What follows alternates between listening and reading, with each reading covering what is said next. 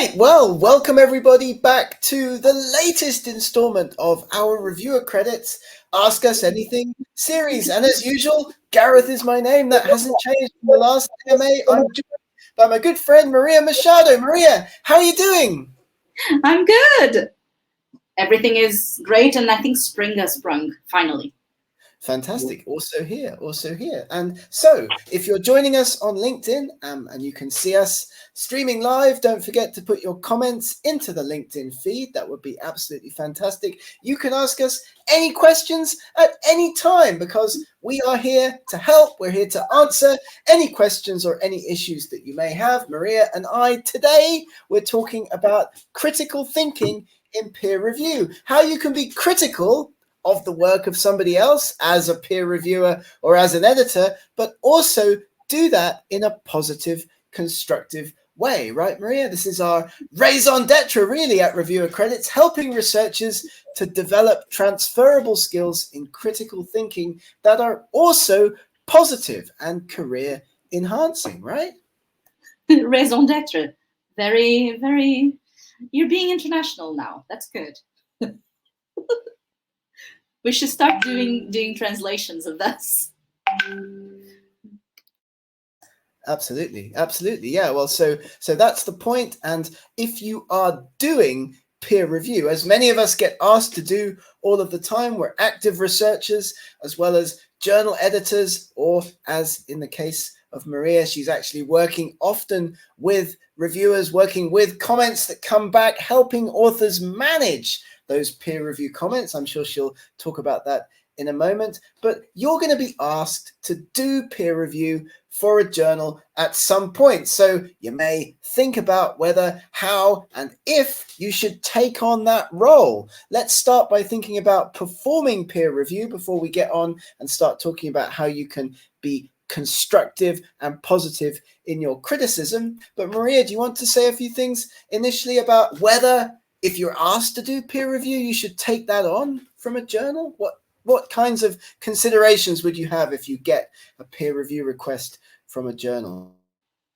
Well, first of all, you need to figure out if the subject of the paper or whatever it is you're reviewing, you could also be reviewing a grant, is something that you're comfortable with.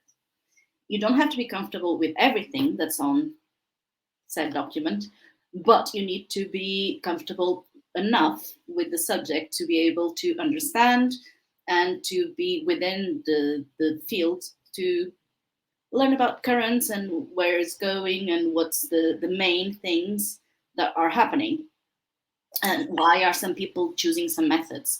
And then three things. Apart from your field, do you know the people? Would you be favorable towards them? Do you have any kind of prejudice against them? And can you do things on time? Time is very important. So some considerations to have when you get a peer review request from a journal. And of course, if you're signed up as a reviewer on Reviewer Credits, which of course you should be, why aren't you? I'm asking myself, if you haven't gone over to reviewercredits.com and made yourself a peer reviewer account, you absolutely should, because that means that the journal peer review requests that you get fit into your area of expertise, so you don't have to worry about whether the journal is reputable and whether the subject area of the paper or grant or book that you're being asked to review is actually in your area. So you do have the expertise. We've matched you to incoming journal article requests, but also, as Maria mentioned, have you got the time and are there any conflicts of interest? These are key considerations for researchers when getting peer review requests and deciding whether or not to take them on. So let's imagine, come with us if you will, on a mental journey. You have accepted a peer review request from a journal through the Reviewer Credit system. Of course, you know it's a reputable journal. You know the subject area is within your area of expertise. What are your responsibilities? And Maria does this every day. Maria, what are your responsibilities as a peer review? So you have, as it says right there, to conduct a fair and balanced assessment of a colleague's work and to provide a recommendation whether or not it's applicable, it's within scope, and can be published in the journal that you are reviewing for. A peer review. And that you're reviewing for. But the thing is that right now, inside and outside of academia, those skills are in high demand. And these are things that if you do well, are good for you wherever you are within your career. So this is why I like doing peer review, because it's never the same twice, and you get to do something that's rewarding.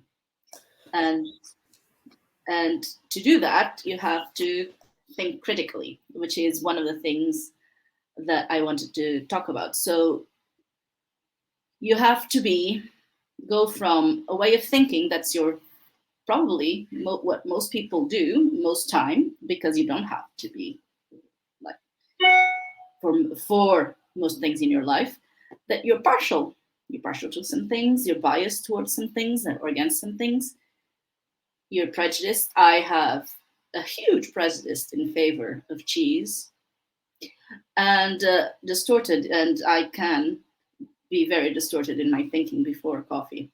So by imposing intellectual standards, so by thinking about thinking, you have to be critical of your own thought processes, which is kind of meta, but very, very good. You have to start thinking about, why am I thinking like this all the time? It's a natural reaction when you get something to look at. When somebody gives you something to look at, could be a journal or it could be a colleague in the workplace. Let's imagine your natural human reaction when you get something from somebody else to comment on, to give peer review comments on. It doesn't have to be an article or a grant. You could be in a workplace and your boss or a co-worker gives you a document, let's imagine, that they've written and asks you to comment on it. Your natural reaction, this is human nature, is to think, where are the problems with this? How am I going to shoot this down? How am I going to come up with reasons for rejection if it's a journal or book peer review? And that's absolutely natural. That's human reaction to being asked to comment on something that you've been asked to peer review. But the point is that that is not a career enhancing or positive way of performing a peer review. Let's imagine that your boss gives you a document to comment on. If you're negative, if you're nasty, if you're downright rude, which often happens in the journal and book peer review world, that's not going to be a very good idea for your career development. We should always, and we definitely spend a lot of time encouraging this at Reviewer Credits, think in a critical but positive way, impose those intellectual standards on the structures inherent in your thinking, but let's do it in a positive way so that we help other researchers to get their work up to the standard for eventual journal or book or grant publication or acceptance. But also, if we're positive about the work of others, if we help other people to succeed, that's going to provide us with a transferable skill in our own career development. Right, Maria? Would you agree with that? Positivity, but at the same time, critical positivity? Yes, completely. You have to to peer review, you have to be three people at once, right? You have to read the paper and comment on it as someone else in the field. You have to comment on it in the perspective of a competitor and of someone that's going to collaborate with you. So of all these things, you have to kind of please everyone whenever you are writing a paper, because what you want is to get the message across in a way that everyone is very clear on the benefits of the work, on what you have achieved, and what are the implications for their own field. So if any of those things is not clear, that's one of the top things that you should comment as a peer reviewer. But don't just say it's not clear, or I don't understand why they did that. Say something like it's unclear, but you could think of this way to think of this audience and let them know what are the benefits of this work for their own lives. Being negative about other people's work can have quite a damaging effect on their self-confidence and on their career development as well. And that's happened to me in my research career, gotten some really, really, really negative feedback on some papers that I wrote and sent off to journals for peer review. I remember one paper, the reviewer said, "This is the worst piece of research I think I've ever seen. I've been called stupid. I've been called like creating what we call straw man arguments with articles where you just set up something just in order to test it." You know, these kinds of comments, very negative. And I'm sure if you're listening to this or listening back to this on LinkedIn or on YouTube in the future, and you can imagine, you can remember, you can recollect some of those situations that you've been in yourself, where the comments that you got from a peer reviewer or even from an editor were so negative that it really took you a while to recover from those comments. Many people go through this. I see it all the time as well. I might send, or somebody might send a paper to a high impact factor journal. It gets rejected with negative comments. You lose a lot of self-confidence as a researcher, and you end up sending the work to what is a much lower impact factor outlet, where you could probably have gotten the paper published in a relatively decent place. Has that happened to you over your career, Maria, would you say? Yes. So you do sometimes get reviewers saying, "Oh, yes, this is a nice idea. It's a nice story, but you have to do 300,000 different risk experiments to prove something that you thought you had already proven." Right? And that's disparaging, because then you don't have the time. You're sick of looking at the paper. You know the story by heart now, and you think you've done everything. So what has happened before with me was that I wrote something, I wrote a paper, some of my colleagues did some work with me, and then we are trying to submit it to this really prestigious journal in the field. And they weren't understanding the point of it. So what actually happened is that we split it. We kind of got some results that we thought were part of the same story and turned out not to be, because the people that are in that field don't care very much about whatever it is that we did somewhere else. And we use the results from other experiments in a different paper. So we ended up having two papers instead of one in two different journals. In decent journals, in journals with decent... Decent impact factors. I think one of them was 7. It's not too that's bad. Great. That's great. That's a good outcome. That's a good outcome. I remember once I submitted a short article to Nature or Science, I can't remember, and it got absolutely destroyed in peer review, like really negative comments, really nasty comments. Yeah. And so I got really, depressed and disheartened by this experience. And, I forgot about the work for a while, which is always a good thing to do, by the way. If you get negativity, or you don't get comments that you were expecting back on a paper that you've sent to a journal, take some time. Don't just immediately make a decision about what to do next as a researcher, or indeed reply to those comments. It's always good to wait for a few days, by the way, because if you reply immediately to comments that have made you feel angry or depressed, then that's going to come across in the way that you put your reply together for the editor, which is never a good thing. Anyway, I got rejected. I got down. I sent the journal off to another regional ornithology journal, actually, in the next few days. It's become one of my most highly cited papers, and people always say, "Why did you choose to publish this work in that particular journal?" Because the journal doesn't really have an impact factor. It's quite, regional journal. And it's the reason I did that is because I experienced this extreme negativity with the higher impact factor journal. It's really, really interesting. So it's a very good skill to develop. We talk about this a lot in our training. If you haven't seen some of the training that we offer on reviewercredits.com, have a look over there on the website.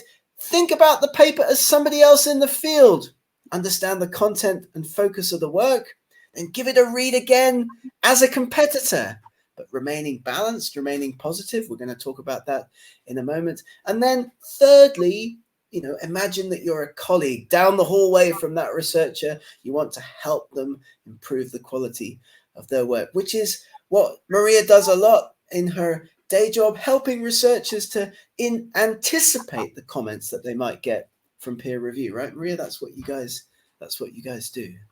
Yeah, that's basically, we try to come up with all the ways that people can be either nice or not so nice, and get authors to think about the way that they're presenting their work has to make sense for somebody else. So it has to make sense for the audience that they want.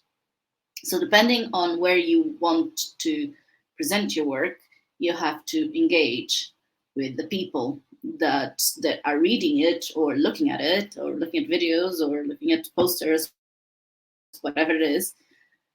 And you have to, and there's several ways that you can do this as a researcher when you're trying to anticipate what peer reviewers are going to do. And that's because that's what peer reviewers mainly do. They use critical thinking when looking at your work. And they do a lot of asking why.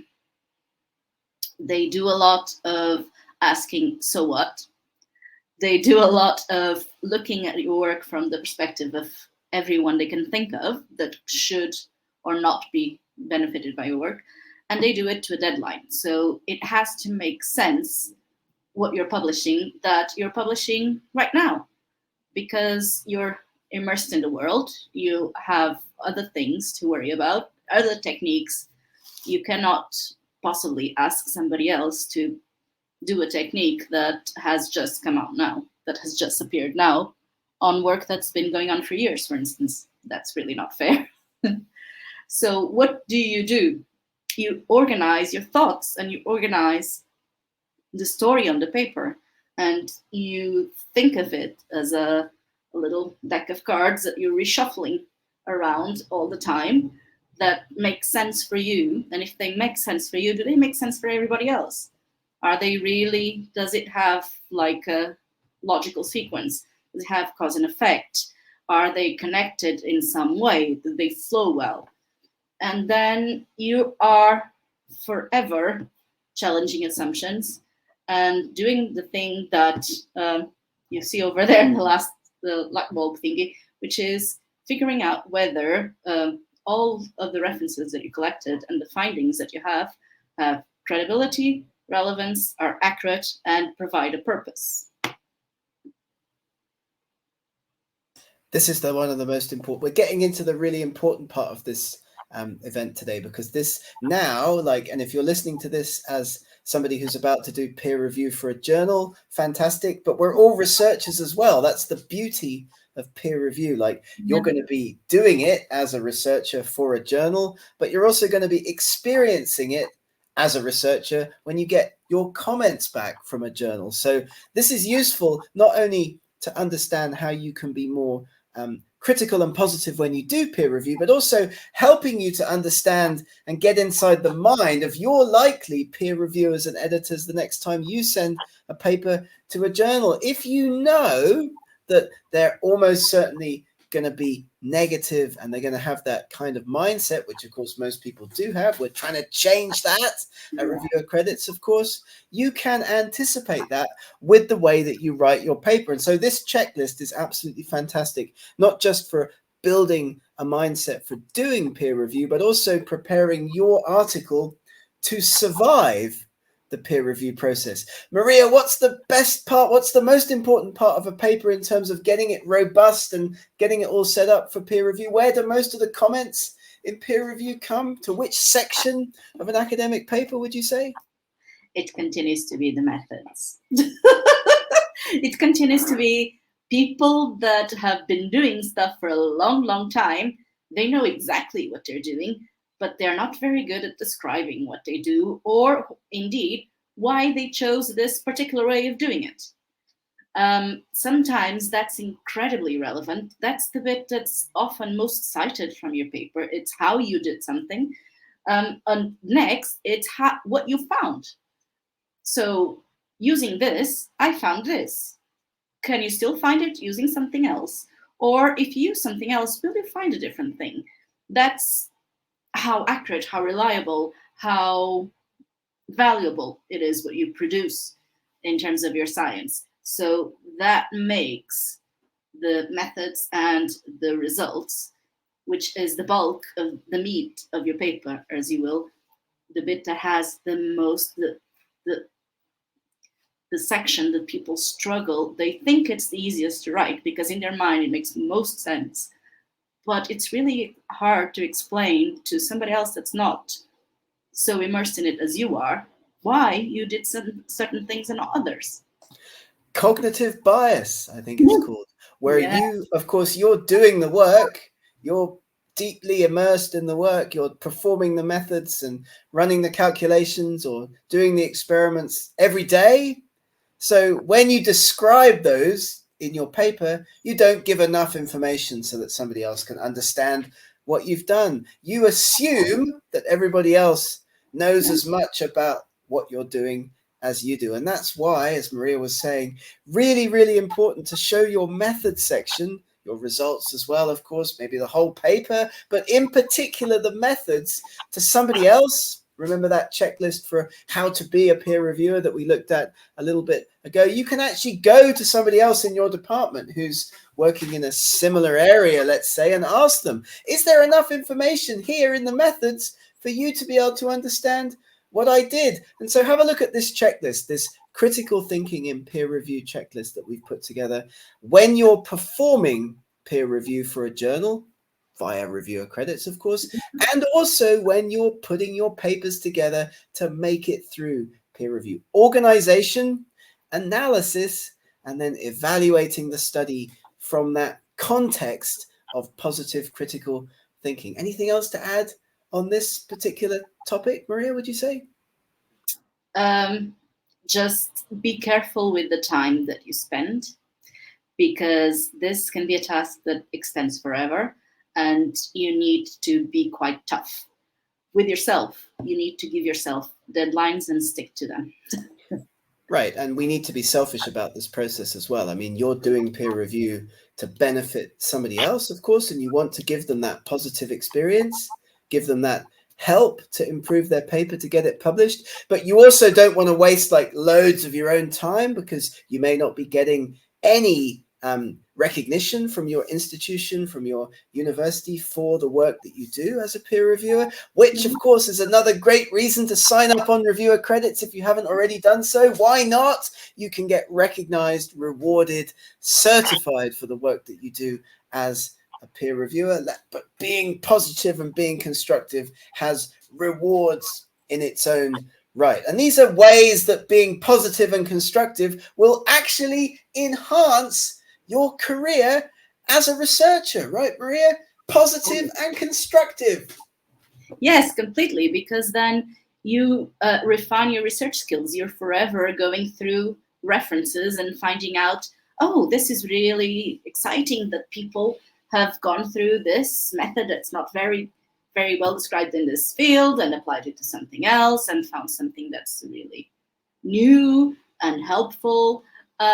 So you are gathering information, and then you are being confronted with problems that sometimes you never knew existed, like very rare diseases, for instance. I keep learning about very rare diseases that I never knew existed, and the problems that they have, that people that have lives extend much more nowadays than they did a couple of years ago from metabolic diseases, for instance, because a lot of research has gone into it. So, but it does enhance your problem solving abilities, because you are thinking of things and you have much more background to then go and read something else and find something to take away, to get a message that applies to you. So it does also improve your decision making, because you're more empowered, you have more knowledge, you know where to go, you're less questioning of yourself. So, and that because you continuously practice critical thinking and you are self-critical, then that also stimulates curiosity, because you're forever thinking, how are other people thinking of this? How are other people assessing this? How are other people solving this? Yeah, you get access to the work of other people, of course, other researchers in your field. You get access to editors. If you do a good job as a peer reviewer, that obviously creates a positive impression to a journal editor. They're going to ask you back in the future. They may, I'm not saying this happens, but they may view your work in a slightly more favorable light the next time you make a submission to that journal. There's certainly nothing wrong with having a working relationship that's positive with a journal editor, if that's a journal that you'd like to get your work published in. You get to see what other people are working on. Your curiosity gets stimulated. Of course, you can't ever take any information from a peer review that you're working on for a journal and go off and work on it yourself. That would be plagiarism. So stimulate your curiosity, but within reason. You're not supposed to be taking information, ideas, data from articles that are still in the peer review process and putting them into your own work. But there are loads of benefits. The point of this session really is to encourage you, next time you get a paper to peer review from a journal, think about doing that in a positive and constructive way rather than a negative manner. So this is really the whole point of what we're thinking about with this event, right, Maria? Be positive if you can. Very good, very important, very key, transferable career development skill. Completely. And yeah, rejecting and being nasty is not what you want to do. It's not the outcome. The preferred outcome from your peer review is that everybody wins. It's really not that difficult. And you win because you got to make an impact in somebody else's work and in your own field. They win because hopefully their paper will be better by the time this process ends. And the editors win because they publish nice research, research that's more cited than if it wasn't peer-reviewed sometimes. So you then get a relationship that keeps forming, and your own ability to think about subjects in your field much more recognized as well. So that's why it is important. I think this is the thing that researchers get the most bored about, and we get the most agonizing, eye-rolling moans, which is when people talk about transferable skills. But it's true, though. But it's true. Yeah. Because really, you learn about researching in a field, but then that also means that you get to experience other people's thought processes. So you get working relationships amongst peers, amongst your subject peers, but also with people in the publishing industry and journals and conferences. And that means that you are growing your network, that you're developing your career, and that's always good for everyone because you have more say of what's going on around you.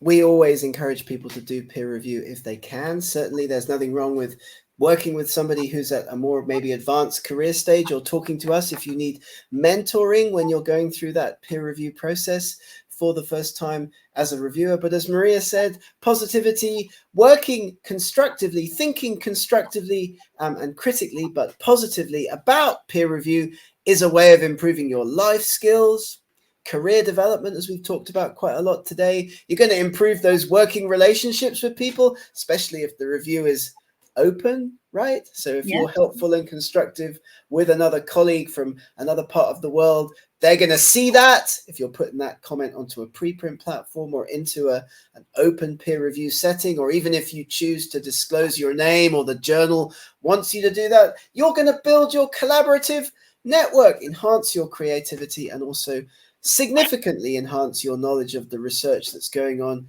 in your field. So before we come to the end of our event today, let me just quickly say again, if you haven't signed up as a reviewer on the Reviewer Credits platform, reviewercredits.com. It is so quick and easy. Within 2 minutes, especially if you have an ORCID ID, then within 1 minute or less, you'll have an account with Reviewer Credits. We match your expertise via your ORCID profile. You don't even have to enter any keywords. They all get automatically uploaded. Your experience gets uploaded into the Reviewer Credits platform. Sit back, relax, and wait for those relevant journal editor peer review requests to start rolling in your area of expertise from journals that will help to enhance your career. So we provide reviewer identification services for journals and publishers, a reviewer finder service, which is absolutely fantastic, powered by Profi,